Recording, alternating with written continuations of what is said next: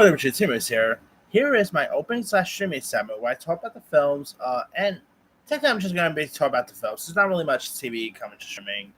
Like, there is Star Trek Prodigy coming to Netflix, but that's really it. Not really a lot of TV to look forward to this week. Uh, but here are the films coming out. First up, we got Despicable Me 4, where Gru welcomes a new member to his family, Gru Jr., who intent on tormenting his dad. However, their peaceful existence soon comes crashing down when criminal mastermind Maxime Lee Ma escapes from prison and vows to get revenge against Gru. Now, of course, you got Steve Carell reprising his role as the voice of Gru. Will Ferrell's also in this. I'm definitely looking forward to check out Part 4. I really enjoyed the Despicable Me films. They're a lot of fun. They're really charming. They're entertaining. So I'm definitely looking forward to see where they're going to take this new one to. All right, also out, we got Maxine.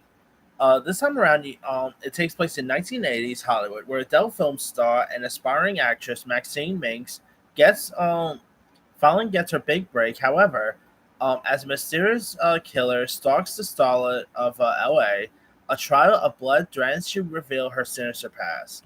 And of course, this is the third installment of the X franchise. I really loved X. Pearl was terrific, so I'm definitely looking forward to check out Maxine. I adore Mia Goth. You also got Halsey, Kevin Bacon's in this, Giancarlo Esposito, Lily Collins. So I'm really looking forward to check this one out when it premieres. And hey, if this is as good as the first film, this could like this.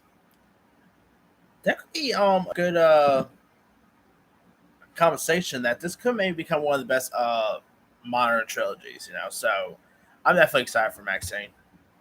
All right, that's pretty much it with the big ones. Coming to streaming on Netflix, we got Beverly Hills Cop Axel F, where after his daughter's life is threatened, wisecracking detective Axel Foley, played by Eddie Murphy, teams up with a new partner and some old pals to turn up the heat on a conspiracy. Now, of course, this is the long awaited fourth installment of Beverly Hills Cop. I, of course, cannot wait for Axel Foley or Axel F, I should say. I really enjoy the Beverly Hills Cop movies, so you got Eddie Murphy coming back on screen. A little disappointed this is not getting like a full-on theatrical release. Like, if you live in New York City, it is playing in Paris Cinema, but I don't feel like going all the way to 57th Street, to be honest. So I'll probably just watch this on Netflix tomorrow. So yeah, but I wish they gave it a full-on theatrical release, but it is what it is, I guess. All right. Also out this week, we got on Netflix. We got The Imaginary, which is an anime film that focuses on Roger, a boy with one of the invisible entities known as Imaginaries, created by a girl named Amanda, who is coping with emotional loss. And the trailers for this have looked really decent. I like some of the voice talents involved in this too.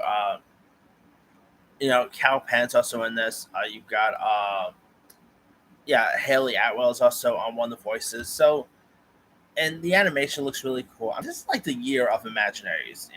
We just had that terrible imaginary horror film.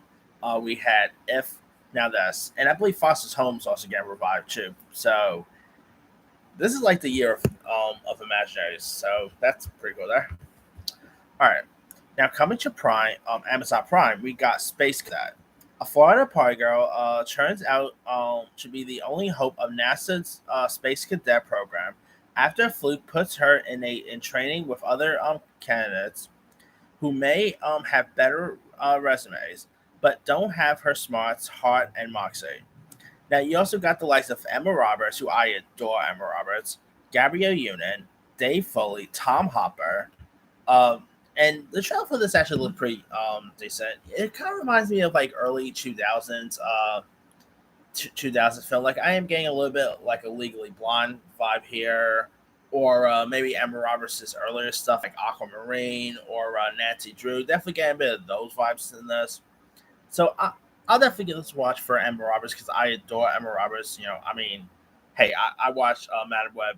I suffered from Madam Web because she was in it. So yeah, now of course I liked her in like Scream 4, American Horror Story. Who doesn't love Emma Roberts, right? So hopefully this one's a really decent one here.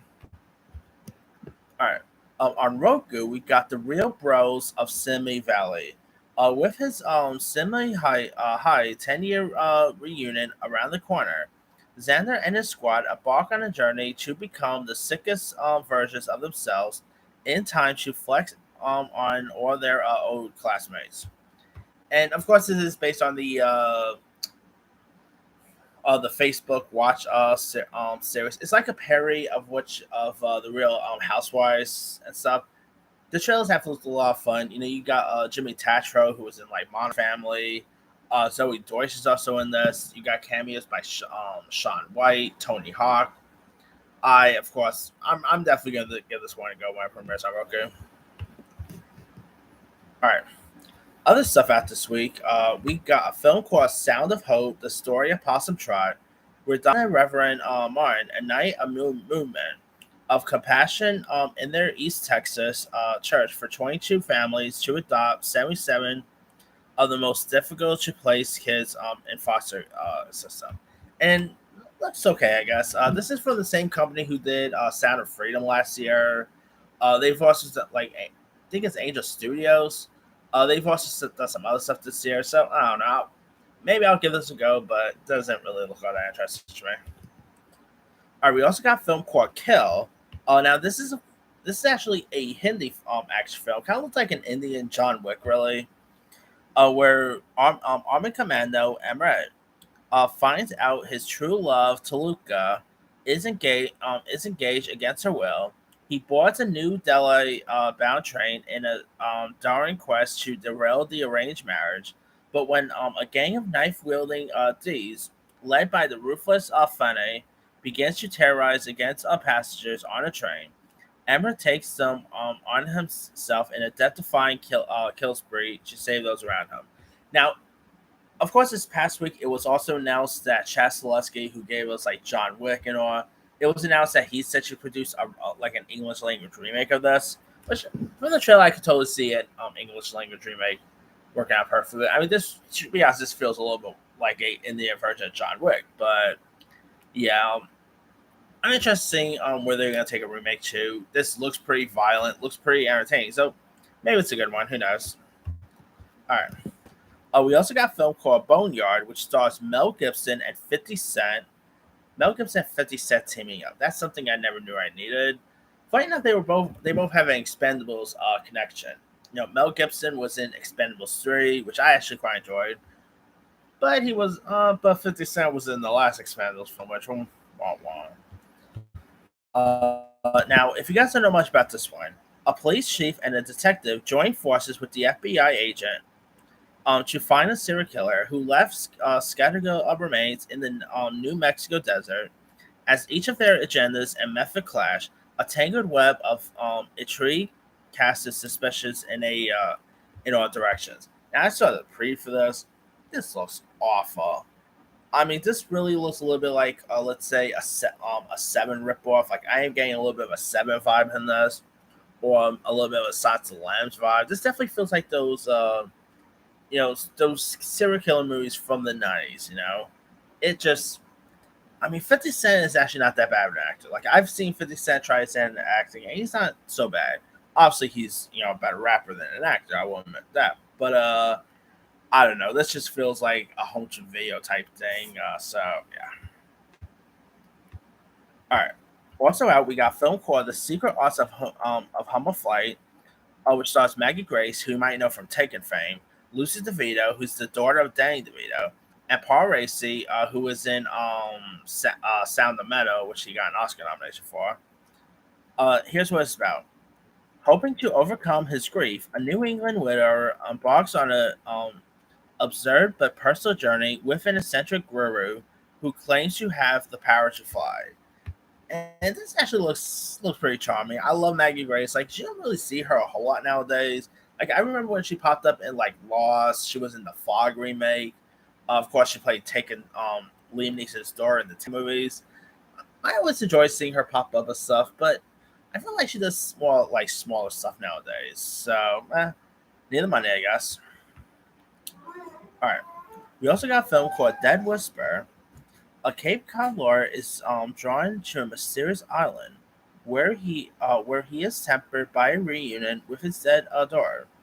But at a parallel of his cell murder company during the D-Day invasion, a group of U.S. soldiers must smuggle a member of the French resistance behind enemy lines to assassinate the high-value Nazi target. You also got the always great Kelsey Grammer from Frasier fame, Joe Anderson, who was in that Beatles musical film Across the Universe, William Mosley, who you might know from Chronicles of Narnia fame.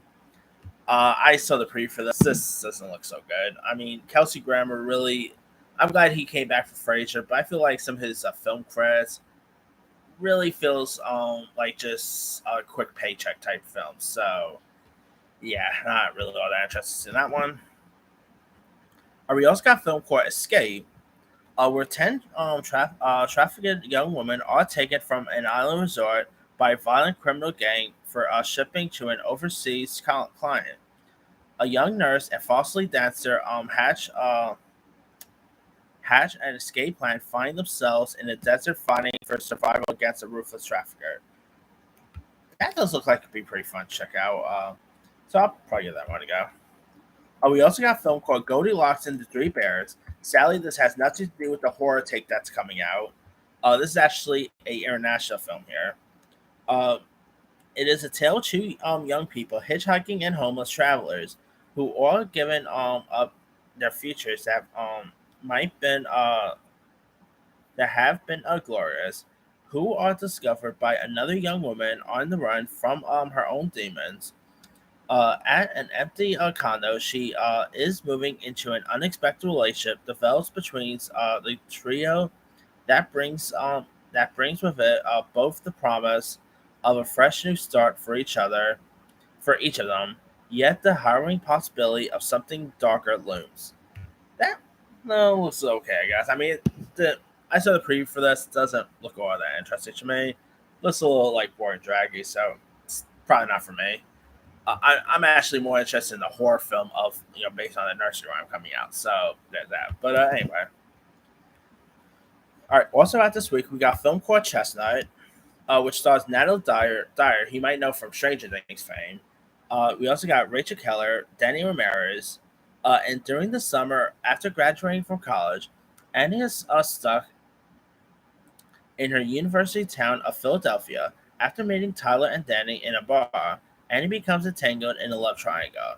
And I really like Natalie Dyer. She's pretty good on Stranger Things. So I'm glad to see her branching out more here, especially since Stranger Things is ending next year. So I don't know. This could be interesting to check out. So I'll probably give it a go.